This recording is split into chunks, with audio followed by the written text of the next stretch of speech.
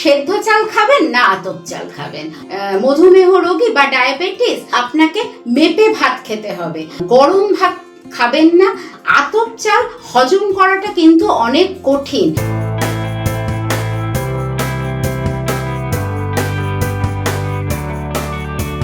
ভাত বললেই প্রথমেই মাথায় আসে যে ব্রাউন রাইস খাবো না সাদা চালের ভাত খাবো। এবার প্রথমেই বলি, ব্রাউন রাইস সাদা চালের ভাত দুটোই আপনারা খেতে পারেন, কিন্তু আমরা যে ভাতটা খাই সেটা হচ্ছে পালিশ করা চাল, যার মধ্যে ব্র্যান বা ভুসিটা থাকে না। তাই জন্য সাদা চালের হজম করা অনেক সহজ পাচ্য সাদা চাল হজম করা। কিন্তু ব্রাউন চাল ভুসিটা যেহেতু থেকে যায়, তাই হজম করা কিন্তু একটু ডিফিকাল্ট। আর আগে যেটা ঢেকি ছাটা চাল পাওয়া যেত, এখন তো আর ঢেকি ছাটা চাল পাওয়া যায় না। ঢেকি ছাটা চালও কিন্তু হজম করা একটু অসুবিধাজনক। ব্রাউন রাইস মার্কেটে যেগুলো পাওয়া যাচ্ছে সেগুলো কতটা ব্রাউন আমরা নিজেরাও জানি না। তাই আপনারা সবাই সাদা চাল খেতেই পারেন, কারণ সাদা চালের খেলে হজম করাটা অনেক সহজ, যেহেতু সহজ পাচ্য সাদা চাল, যেহেতু তার মধ্যে ভুসি বা ব্র্যানটা থাকে না।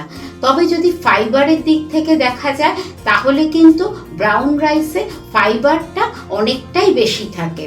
আমরা যে পালিশ করা চাল খাচ্ছি সেটা কিন্তু ছাঁটাইয়ের সময় অনেক কিছুই আমাদের নষ্ট হয়ে যায়।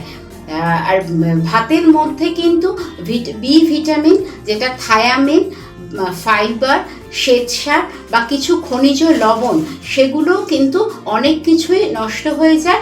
রান্নাটা আমরা কিভাবে করছি সেটার ওপর নির্ভর করে যে সেগুলো কতটা থাকবে বা থাকবে না। যেমন আমরা যখন চালটা ধুই, চাল ধোয়ার সময় কিন্তু যেগুলো জলে দ্রবীভূত ভিটামিন, সেগুলো কিন্তু অনেকটাই নষ্ট হয়ে যায়। তাই জল মেপে ভাত রান্না করলে তার মধ্যে কিন্তু পুষ্টিগুণটা বেশি থাকে। আর যদি আমরা ভাতের মার ফেলে দিই, সাথে সাথে কিন্তু শ্বেতসার, খনিজ লবণ, থায়ামিন সবই কিন্তু ভাতের সাথে চলে যায়। 6.4 গ্রাম প্রোটিন আছে, যেটা গ্লুটেনিন 100 গ্রাম চালের মধ্যে। 79 গ্রাম কার্বোহাইড্রেট আছে। অনেকেই ভাবেন যে আমি মধুমেহ রোগী বা ডায়াবেটিস, আমি কি ভাত খেতে পারবো? না খেতে পারার কিছুই নেই, কিন্তু আপনাকে মেপে ভাত খেতে হবে, একটা পরিমাণ মেপে। সেটা আপনি আপনার ডাক্তার বা কোনো নিউট্রিশনিস্ট বা ডায়েটিশিয়ানের সাথে কনসাল্ট করে নেবেন, ওনারাই আপনার দৈনিক খাদ্য তালিকা বানিয়ে দেবেন। গরম ভাত খাবেন না, চেষ্টা করবেন ভাতটা ঠান্ডা করে খেতে, কারণ ঠান্ডা ভাতের মধ্যে রেসিস্ট্যান্স স্টার্চ তৈরি থাকে, যেটা আমাদের অন্ত্রে উপকারী ব্যাকটেরিয়া তৈরি করতে সাহায্য করে, যার ফলে আমাদের হজম ক্ষমতা বাড়ে। এবার বলবো, সেদ্ধ চাল খাবেন না আতপ চাল খাবেন?